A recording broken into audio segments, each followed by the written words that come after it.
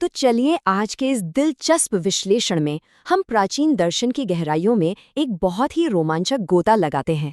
सोच कर देखिए, क्या कभी दिमाग में ये बात आई है कि जब प्राचीन समाजों के पास कोई सख्त नियम पुस्तिका या लिखित संविधान नहीं था, तब उन्होंने अपना नैतिक ढांचा कैसे खड़ा किया होगा? मतलब बिना किसी तयशुदा नियमावली के ये कैसे तय हुआ कि क्या सही है और क्या गलत? ये वाकई में एक बहुत ही गहरा और दिलचस्प विषय है। ठीक है, तो आइए सीधे इसमें उतरते हैं। आज हम इस वैचारिक यात्रा के कुछ खास पड़ावों से गुजरेंगे। पहला, अलिखित धर्म की परिभाषा। दूसरा, हमारे सामान्य कर्म बनाम धर्म। तीसरा, एक बहुत ही उलझे हुए चक्रीय दोष का समाधान।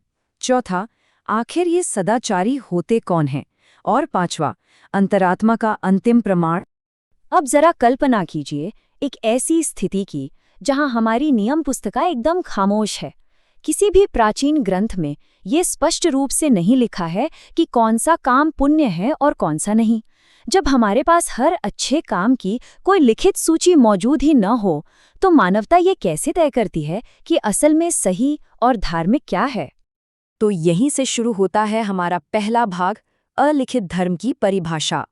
प्राचीन मीमांसा दर्शन के श्लोक 332 को अगर हम देखें तो इस पूरी अवधारणा को सदाचार का नाम दिया गया है। सदाचार का मतलब है अच्छे और साधु पुरुषों द्वारा किए गए वो काम जिन्हें धर्म माना जाता है, वो भी तब जब उनके पीछे कोई लिखा हुआ या दिखाई देने वाला शास्त्र नियम न हो। सरल भाषा में कहें तो एक अच्छे और सुसंस्कृत व्यक्ति का जो पारंपरिक आचरण होता है ना, वही अपने आप में ये साबित करने के लिए काफी है कि सही क्या है। श्लोक 334 से 336 तक इसके कुछ बहुत ही सटीक और जाने पहचाने उदाहरण मिलते हैं। चाहे वो अनुष्ठान से जुड़े काम हो जैसे होम, जप या मातृयज्ञ, या फिर हमारे सामाजिक काम हो जैसे मंदिरों में उत्सव मनाना और दीपदान करना, या खाने पीने से जुड़े नियम ले लीजिए जैसे प्रतिपदा पर खीर का दान या चतुर्थी का व्रत रखना।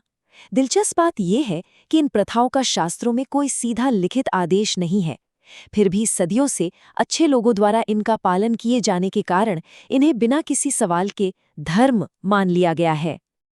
आगे बढ़ते हैं हमारे दूसरे भाग की तरफ, सामान्य कर्म बनाम धर्म। और ये स्लाइड बहुत ही शानदार तरीके से इन दोनों के बीच के अंतर को स्पष्ट करती है। एक तरफ हमारे रोजमर्रा के सांसारिक काम हैं जैसे खाना, सोना, खेती करना या कोई व्यापार चलाना। जाहिर है ये सब हम अपने भौतिक अस्तित्व, जीवन यापन या धन कमाने के लिए करते हैं। लेकिन दूसरी तरफ आते हैं धार्मिक कार्य जैसे दान देना, व्रत रखना या देवभक्ति। ये काम किसी भौतिक स्वार्थ से नहीं बल्कि एक उच्च आध्यात्मिक कर्तव्य की भावना से प्रेरित होते हैं। तो सवाल ये उठता है कि आखिर इन दोनों को अलग कौन करता है? इसका जवाब है धर्म बुद्धि।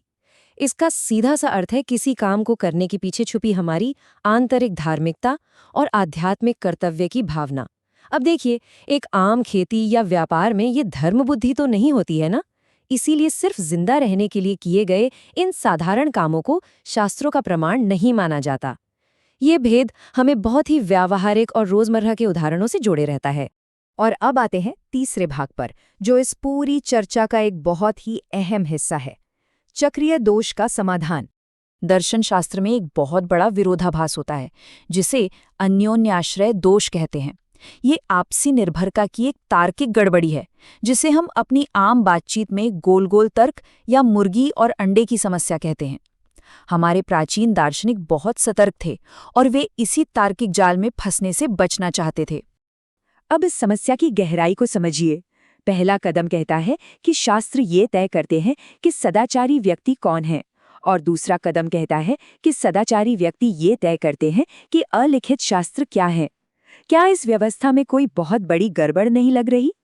अगर अच्छे लोग नियम बनाते हैं और नियम अच्छे लोगों को बनाते हैं, तो क्या ये पूरा चक्र ही तार्किक रूप से टूट नहीं जाता? तो यहाँ सबसे महत्वपूर्ण बिंदु ये है कि इस चक्र को आखिर तोड़ा कैसे जाए। इसका समाधान बहुत ही सीधा है। एक इंसान पहले से लिखे गए स्पष्ट नियमों और वेदों का कठोरता से पालन करके खुद को सदाचारी या शिष्ट साबित करता है। जब वो इन लिखित ग्रंथों के प्रति अपना पूरा समर्पण साबित कर देता है ना, केवल उसके बाद ही उसके अलिखित आचरण को प्रामाणिक माना जाता है। मतलब पहले आप खुद को साबित करें, फिर आपका आचरण ही नियम बन जाता है। चलिए अब चौथे भाग की ओर बढ़ते हैं और देखते हैं कि आखिर ये सदाचारी होते कौन हैं। एक शिष्ट या सदाचारी व्यक्ति की कुछ बहुत ही खास योग्यताएं होती हैं। यहाँ ध्यान देने वाली बात यह है कि कोई भी आम इंसान उठकर शिष्ट नहीं बन सकता। इसके लिए चाहिए प्रत्यक्ष शास्त्रीय आदेशों का पूर्ण निष्ठा से पालन। एक ऐसी आत्मा जो पारंपरिक ज्ञान से पूरी तरह शुद्ध हो चुकी हो, जिसे अनुचान यानी एक महान वेद विद्वान के रूप में मान्यता मिली हो, और सबसे बड़ी बात, जिसके कार्य किसी पल भर की भावना से नहीं बल्कि एक लंबी पुरानी परंपरा से जुड़े हों। ये पूरी तरह से एक गहरे विद्वत्तापूर्ण और आध्यात्मिक अनुशासन की बात है। और अब हम पहुंच गए हैं अपने पांचवें और अंतिम भाग पर, आत्मकथा का अंतिम प्रमाण। श्लोक 345 से 347 के बीच आत्मतुष्टि का एक बहुत ही खूबसूरत सिद्धांत दिया गया है। आत्मतुष्टि का मतलब है आत्मसंतुष्टि या एक शुद्ध आत्मा की अंतरात्मा की आवाज।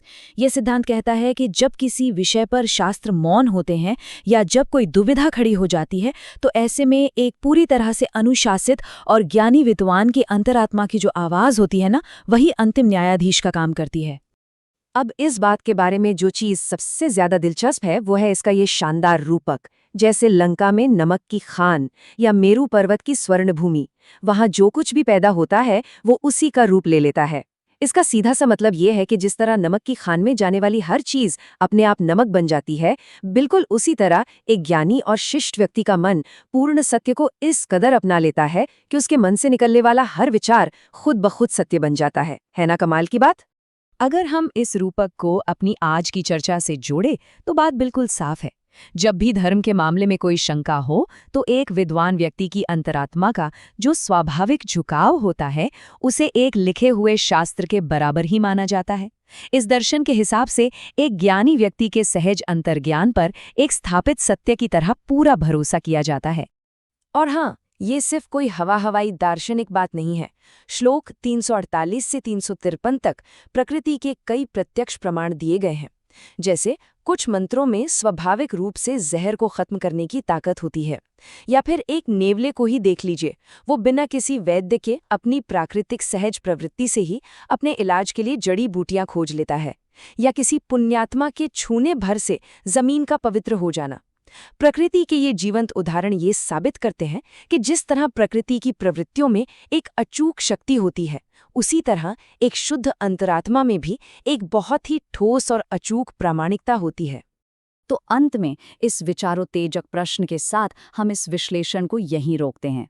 सोचकर देखिए, यदि सदाचारी और सुसंस्कृत लोगों का मन स्वाभाविक रूप से ब्रह्मांड के नियमों के साथ जुड़ा हुआ है, तो क्या एक अत्यधिक शिक्षित और शुद्ध अंतरात्मा ही अपने आप में अंतिम और सर्वोच्च शास्त्र नहीं है? यह सवाल हमारी चेतना और अंतरात्मा की ताकत पर सोचने को मजबूर कर देता है। प्राचीन दर्शन की ये गहराई सचमुच हैरान कर देने वाली है और निश्चित रूप से हमें इस दिशा में और भी बहुत कुछ खंगालने के लिए प्रेरित करती है।